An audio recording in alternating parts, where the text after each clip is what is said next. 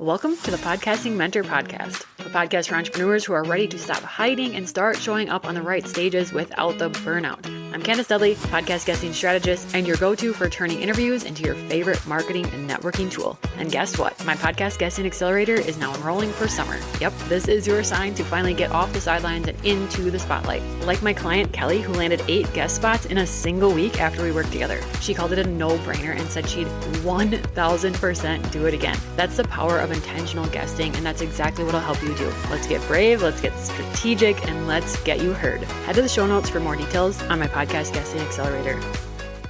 Okay, this is one of those solo episodes where I have no notes and we are just going off the cuff and inspired. I was driving, I was doing some things today, and I was like, bam, I got to talk about this. So the biggest question, one of the biggest questions that I get asked about podcast guesting, because you might be seeing my posts, you've listened to episodes and you're like, yes, that does sound good. Candace, you are right. That does sound pretty dreamy. But what if I'm afraid to speak? I'm so nervous. What if I mess that up? I am going to give you some tangible tips. Like I'm going to give you some real things to do. But first, I want to share a little bit of a story. There isn't really a magical answer when you feel nervous to do something. For example, I felt early on in my journey, back in my network marketing days, not doing that anymore. One of the things we needed to do was take pictures of ourselves because we had to have images to put on social media. Without that, you can't share about it.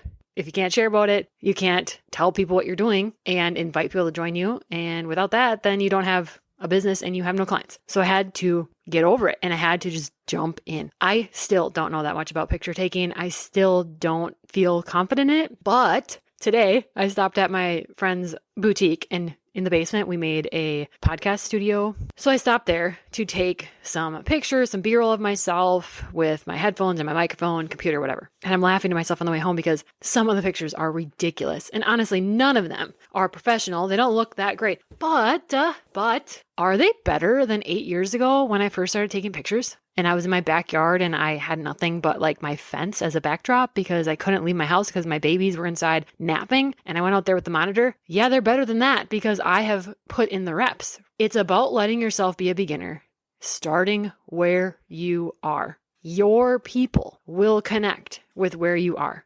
They aren't connecting with someone who only gets professional photos done and only shares that. That's amazing. That's really fun. But that's probably not what your people are connecting with. Taking that messy action, putting in those reps and doing the best you can, and then learn from there. What's one thing that you can make it better? What is something you could Google or ChatGPT and ask? Hire someone. You're going to make improvements and you're going to get better when you do the thing. Same thing goes with podcast guesting. What are some tangible tips other than just freaking start and do it is to think about your main 3 things that go into a guesting. So that's your introduction about yourself, your intro. The middle chunk is your value. And the third piece is, I call it the outro, but it's just the ending where you're going to send someone to the next step. So if we think about the intro, you're keeping this short and sweet. You want to tell who you are, what you do, and who you help.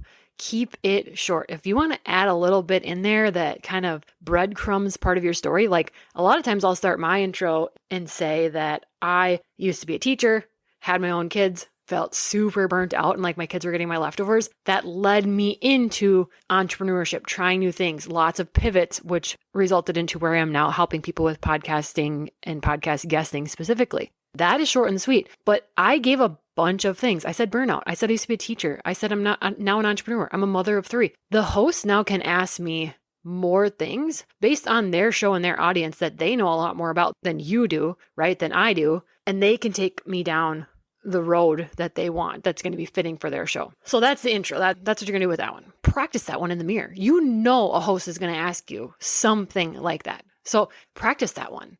Do what feels good.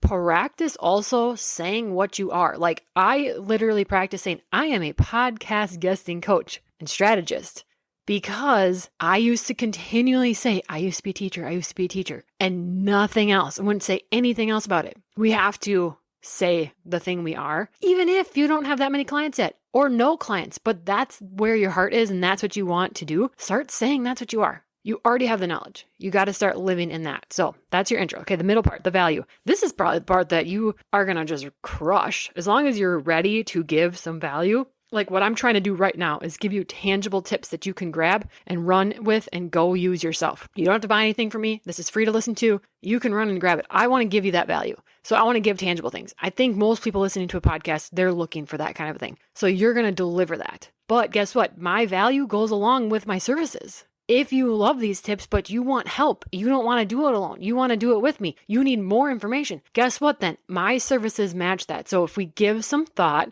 to our offers, our free resources, downloadables, things that you already have, paid offers, what does your dream client offer look like? What speaking topic fits with that? Because part of the thing is just narrowing down a speaking topic, because then that middle value part where you get to speak on that becomes very easy because it's something you're passionate about, excited about, you know tons of things about it. You could do it in your sleep most likely. But if you don't have a speaking topic narrowed down or thought about 1 to 2 to 3 speaking topics, and I have an episode on this you can go check out. But if you don't have a topic that matches that, that's when it's going to feel hard to tie in your business. And then you're going to feel like you're trying to make a sales pitch and like somehow work that in. If it matches already, it's super easy to work that in. It's not scammy, salesy, whatever. You're just saying for the people listening, I do this for a living. Like I literally help clients with this. Yes, go run with these tips. But if you're someone that doesn't want to DIY it, or you want help, you want to move faster, you want me to do something for you, I offer that too. And that can come up in that conversation within that value when it's aligned with what you're doing. That's why guessing on shows that have zero alignment, it really usually is a waste of time for you and the host, because it's kind of going to fall flat if there isn't something. Now, I'm not saying there can't be like a little difference or stretch. I've guested on a show where we just talked about burnout and therapy and all that. Mental health is important to me. Is it part of my business? Not really, but also if you work with me, we're going to have a different style where I'm not going to push the hustle culture and how much can you get done on you because of my experience with that and burnout. So there is a little difference in my business, but is it something that's like in my marketing and all over? No, not really. But that podcast felt good to me. And so that's a value too. So I'm not saying like you can't go outside of your zone of genius. It's not going to work. Those connections are also really valuable. But again, there was some connection there and alignment with things that are important to me, like mental health, burnout, that kind of thing. And then third part is your outro, your ending. More than likely, I might say almost always, the host is going to say, hey, where can we find you? Where can people go follow along? This is when you're going to say something specific. Tell them where can they go. It's best to do one action. So if you have a lot of free resources, 100% for one episode, only talk and share about one. Unless for some reason something comes up, like don't stop the natural flow of the episode, but it's going to be more of a benefit and a higher conversion of getting people to actually take action, come join you, download your resource, put in their email address when it's one thing. Too many choices ends up in paralysis, analysis, paralysis, and that ends up with inaction. So I always say do one. So those are some tangible tips that you can practice and work on your speaking topics. You can hire me. We can do a one-off call. We can practice it together. Here are some other things you can do. Ask the host ahead of time. If they don't send you questions, and some don't, you could say something like, hey, I want to make sure I do a really great job for you and your listeners. Are there any questions or things that I can prepare and start to think about? A lot of times the host will tell you. It's also appropriate to ask a host if they edit or not. I edit. I want my guests and myself to sound great, but I also want my listeners to get the episode as quick and straight to the point as possible. So I do a lot of editing. Not everyone does, but it is appropriate to ask because it's a very different vibe going in. If you know it is one straight shot and you cannot say, oops, sorry, can I say that again? And you have to go straight through. That is different than if you know, like on my show, I tell my guests, you can say, hey,